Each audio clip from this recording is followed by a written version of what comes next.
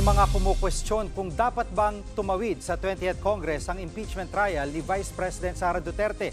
Nangunguna sa balita si Marian Enriquez. Marian, anong sabi ng mga House Prosecutor sa usaping ito?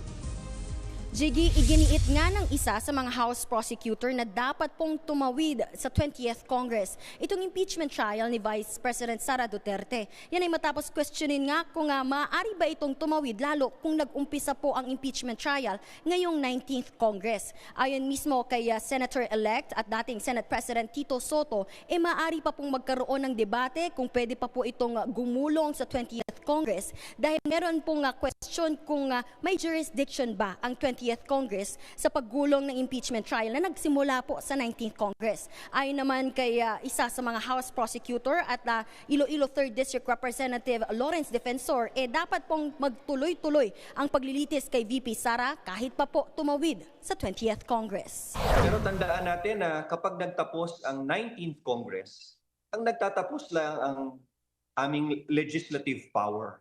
Hindi natatapos ang isang impeachment proceeding na nakahain na sa Senado. Natanong din kahapon si Pangulong Bongbong Marcos tungkol sa impeachment ni VP Sara.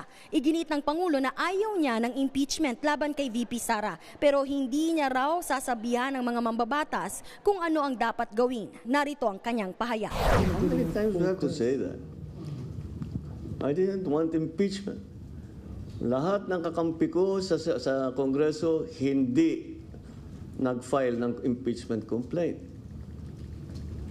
Yung mga nag-file ng impeachment complaint, hindi mo masasabing kaya kong utusan o pagsabihan na ito yung gagawin mo. Sang-ayon naman si Defensor na hindi dapat makialam si Pangulong Marcos sa impeachment. Yan ay para maiwasang maimpluwensyahan ang mga uupong Senator Judge. Jiggy, sa ngayon pinaplansya na ng Senado ang guidelines para sa media coverage sa impeachment trial. Yan muna ang latest. Balik sa'yo.